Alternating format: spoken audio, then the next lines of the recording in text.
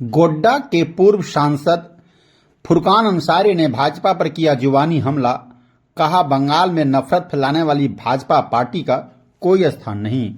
जी हां, गोड्डा के पूर्व सांसद फुरकान अंसारी आज मिहिजाम पहुंचे, जहां की वे प्रेस वार्ता कर भाजपा के ऊपर जुबानी हमला करते हुए जमकर कोसा।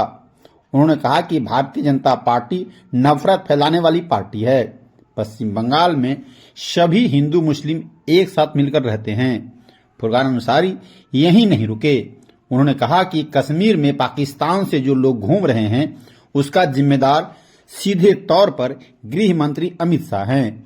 उन्होंने कहा कि भाजपा का आरोप है कि पश्चिम बंगाल में बांग्लादेश से घुसपैठिया पहुंचते हैं। उन्होंने गृह मंत्री से सीधा सवाल करते हुए कहा कि जब बंगाल में बांग्लादेश से घुसपैठिया पहुंच रहे हैं, तो कश्मीर में पाकिस्तान के घुसपैठिया किसके इशारे पर आया? इसका सीधा जिम्मेदार गृह मंत्री अमित शाह है। लीजिए, प्रेस वार्ता के दौरान पूर्व सांसद फुरकान अंसारी क्या कुछ बोल रहे हैं, उसे सुनने से पहले यदि अभी तक आप मेरे इस डिजिटल चैनल को सब्सक्राइब नहीं किए हैं तो जरूर कर लें, ताकि क्षेत्र की हर खबर आप तक पहुंच सके। लीजिए, प्रेस वार्ता के दौरान फुरकान अंसारी का पूरी बात को आप लोग भी जरूर सुनिए। धन्यवाद।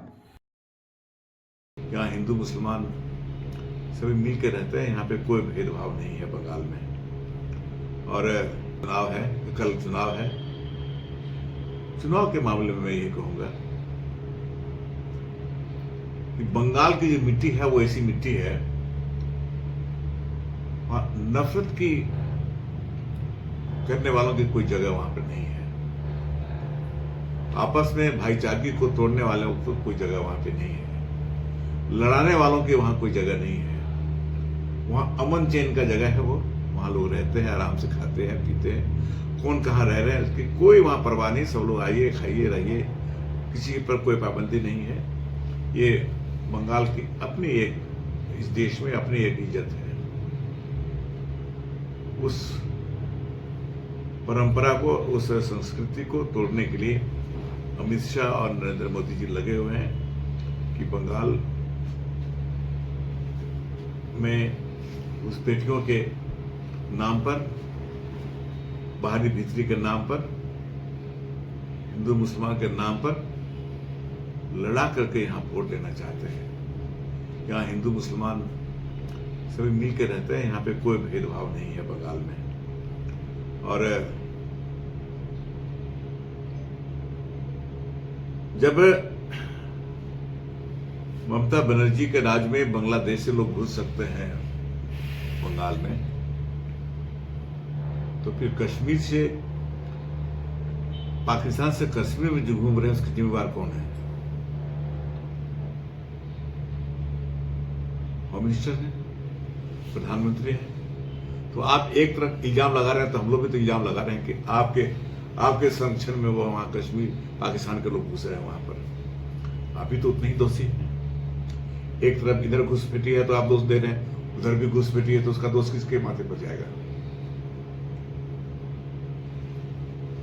इसलिए हम यही कहेंगे कि आपके माध्यम से बंगाल के बाराबंकी क्षेत्र के मतदाताओं से, बंगाल के मतदाताओं से, और हम अपने पड़ोसियों से भी बात कहूंगा कि आप लोग सबों को एक अच्छे वातावरण में जीने के लिए एक अच्छा वातावरण, माहौल तैयार करिए और वोट बीजेपी को नहीं दें। आप बीजेपी को यहां से उखाड़ के फेंके। बीजेपी इस राज्य में नहीं चलेगा, बंगाल में नहीं चलेगा, बंगाल के सीमावर्ती एरिया में नहीं चलेगा। ये चलने वाली चीज नहीं है। ये नहीं चलेगा। ले उखाड़ के इसको फेंकना है हमको। इनका बहुत सारा नाटक हम लोगों ने देख लिया, इनका सारा खेल देख लिया। अभी महिलाओं का जो बिल के बारे में जो इतना बड़ा नाटक इन्होंने किया, मैं उसमें साफ साफ कहूंगा 2023 में ही बिल पास हो गया, उसको आप इंप्लीमेंट कर दीजिए इस तरह से। फिर बिल कहां से फिर ला रहे हैं आप? आज पार्लियामेंट में बिल क्यों ले आए आप? लाने की इसकी जरूरत तो नहीं थी। तो उसका मकसद ये था कि इसी के आड़ में हम डिलिमिटेशन घुसा देंगे। अब डिलिमिटेशन कैसे ले आएगा भाई?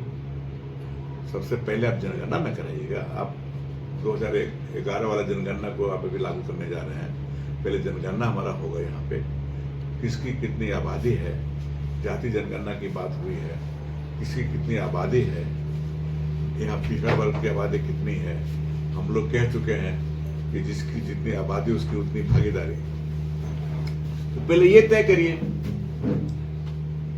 किसकी कितनी आबादी है और उसकी कितनी भागीदारी होगी, किसके लिए कितना सीट बनेगा, तब नहीं सब आप काम करिएगा साहब।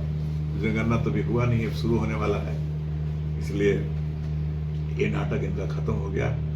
ये नौटंकी बात है। ये चुनाव के समय में ही ये बिल लाने की क्या जरूरत थी उसको, ताकि महिलाओं को ये बता दें कि हम महिला विरोधी नहीं है। कांग्रेस पार्टी या जो हमारे इंडिया गठबंधन के लोग हैं वो महिला विरोधी है, ये साबित करना चाहते थे, लेकिन वो भी फ्लॉप कर गया। इसका नहीं साबित कर सका, ये लोगों में ये मैसेज नहीं दे सके वो ठीक से, और नहीं लोग उसमें विश्वास किया। अगर बंगाल का चुनाव, तमिलनाडु का चुनाव नहीं होता तो 2-3 दिन के लिए स्पेशल लोकसभा बुला करके इस बिल को ही नहीं लाते। उसका मकसद यही था सिर्फ कि इसी के माध्यम से यहाँ के महिलाओं का वोट, और हम इसी के माध्यम से हम जीत सके, हम यही का मेन मकसद था। आप देखिएगा इस देश में जब भी चुनाव होते हैं, गुजरात में अगर इलेक्शन हो रहा है तो एक दिन भी पार्लियामेंट नहीं बुलाएगा वो। उत्तर प्रदेश में यदि इलेक्शन हो रहा है तो एक दिन भी पार्लियामेंट नहीं बुलाएगा। मध्य प्रदेश में अगर चुनाव हो रहा है एक दिन भी पार्लियामेंट नहीं बुलाएगा वो। राजस्थान में चुनाव होगा तो एक दिन भी पार्लियामेंट नहीं बुलाएगा। लेकिन जैसे ही बंगाल में चुनाव हो रहा है या झारखंड में चुनाव होगा तो बीच में कहीं न कहीं 2 दिन 4 दिन 5 दिन के लिए पार्लियामेंट नहीं बुलाता है, ताकि डिस्टर्ब करें इन लोगों को। हम लोग को आजादी मिल जाए और ये लोग सब लोग जो इंडिया गठबंधन के लोग हैं वो डिस्टर्ब हो जाए, ये यहाँ पे चुनाव कराने में इसको डिस्टर्ब महसूस नहीं हो।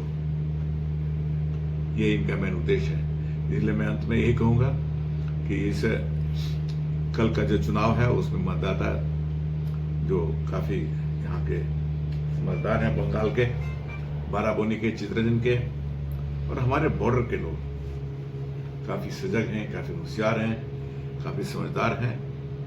सब लोग बीजेपी के अगेंस्ट में वोट डालिए, बीजेपी को वोट मत डालिए, बीजेपी को भगा कर रहिए, यही हम कहना चाहते हैं आप लोग। 25 तारीख को भाजपा रांची में बड़ा रैली करने जा रहा है आप लोगों के खिलाफ में, इसी नारी बिल को लेकर, क्या कहेंगे? झारखंड में 25 तारीख का किसी तारीख को भी कर ले रैली, वहां कोई कामयाबी इसको नहीं मिलने वाली है। ये फ्लॉप होगा ही इसका रैली, और झारखंड की जनता जो है ना इस पर विश्वास नहीं कर रहा है। बाबूलाल मरांडी जो उसके नेता हैं, वो नेता ऐसा नेता है समय समय पर अपने सुविधा के मुताबिक कैसेट अपना उनका बचता है। जब वो गठबंधन, जब बीजेपी में नहीं थे, वो किसी दूसरे पार्टी में जब थे तो बीजेपी के खिलाफ इतना बोलते थे वो, और जब बीजेपी में आ गए तब बीजेपी के समर्थन में बोलना शुरू कर दिए। तो इनका अपना एक अलग कैसेट है। कैसेट उल्टा दीजिए तो बीजेपी वाला भाषा बोलेगा, फिर उधर उल्टा दीजिए तो फिर एनडीए वाला भाषा बोलना शुरू कर देगा, फिर उधर इधर उल्टा दीजिए तो इंडिया वाला भाषा बोलना शुरू कर देगा।